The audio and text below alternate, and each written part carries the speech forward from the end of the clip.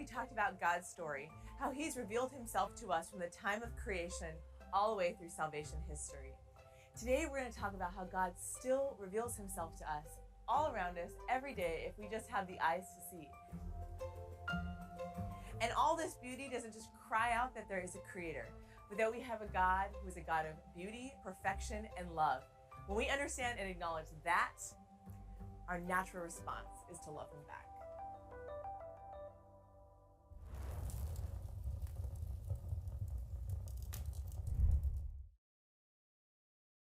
You know, we can know there's a God just by thinking about it. Edwin Conklin, one of Einstein's associates, he said the probability of life originating from an accident is comparable to the probability of an unabridged dictionary resulting from an explosion in a print shop. Think about that for a second. Print shop explodes. Paper, ink, bindings flying through the air. Hey, look, a dictionary. I don't think so. On a molecular level, your fingernail is more complex than a library full of dictionaries. Atheism, it's kind of like a flea that doesn't believe in the dog. I don't see a dog. Well, maybe that's because you're a flea. All right, this isn't really all that complex. Every material thing has a beginning, a starting point, a cause. The universe is a material thing. So the universe must have a cause that's capable of starting universe. Boom, there's a God. Physicists agree that 13.7 billion years ago, there was something called the Big Bang. I can believe that. I can believe that 13.7 billion years ago, space and time and all this exploded into literally nothing. But you want me to believe that a Big Bang can Big Bang itself? And 13.7 billion years later, rational creatures are walking around drinking cappuccinos? Cappuccino just kind of happened all by itself? I don't think so. Listen, I don't know why there's a God instead of nothing, but I know this.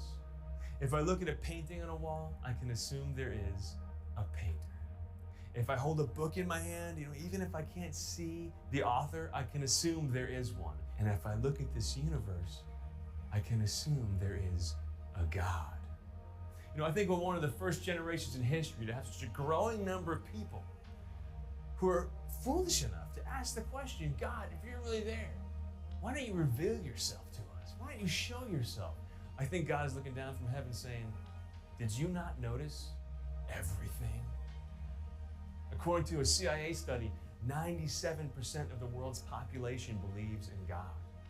It's not because 97% of the world's population is dense.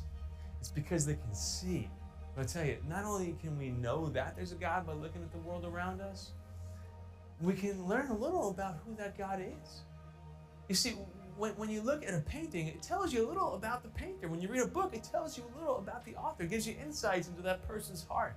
The same is true of the universe. When we look at its vastness, it shows us that God is huge. When we look at the complexity and intelligent order and how it all ties in together, we see that God is intelligent. When we look at the beauty of creation, we can see the Maker is beautiful.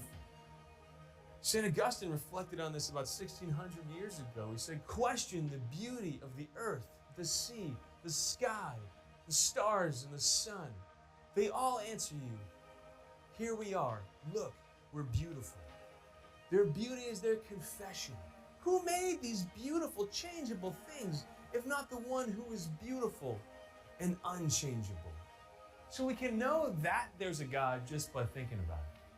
But who that God is, his inner nature, we can only know because he revealed himself to us. And like any relationship you have with somebody, he revealed himself to us because he wants to be close to us. He wants intimacy with us. That's what brings you close to somebody. And thank God he revealed himself to us so we can be close to him. So who did he reveal that he is? God is a trinity of persons, Father, Son, and Holy Spirit. Watch this. I'm going to show you the Trinity with my hand. Watch very carefully. 3 persons, 1 God. 1 God, 3 persons. Don't try that. You'll poke your eye out. No. We don't believe in 3 gods, but 1 God in 3 persons. Now, trying to understand that would be like trying to bite a wall. Okay, you can't bite a wall. You can't fit a wall into your head. It doesn't mean the wall's not there. It's just not going to fit into your head, all right? So God revealed that he's a Trinity. St. Patrick gives a great way of teaching the Trinity to the pagans of Ireland using a shamrock, a 3-leaf clover, that even though you have 3 leaves, it's all still one. And my favorite definition of who the Trinity is, who God is, comes from St. John, that God is love.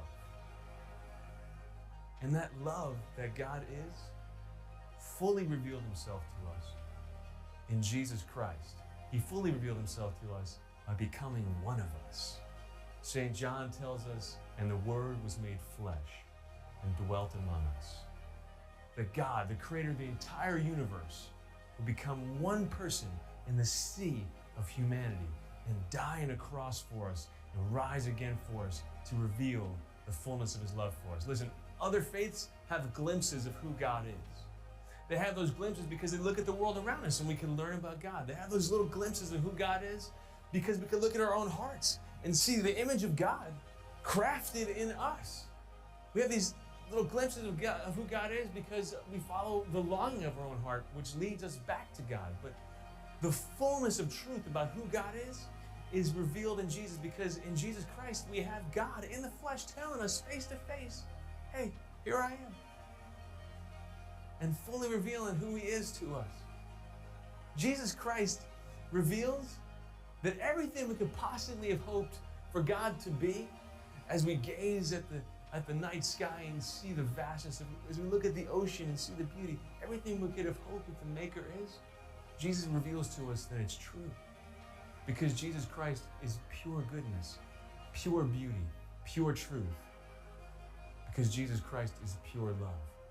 And you know what? He doesn't only reveal to us that the deepest longings of our heart about God are true, he also reveals to us that the deepest aspirations in our own hearts about ourselves are true. That we matter. That we have a purpose. That God loved us so much that he became one of us shows us that what are you worth? You're worth God the Son to God the Father. He found you worth dying for. Yeah, by revealing himself to us, he also reveals who we really are and what we're really worth.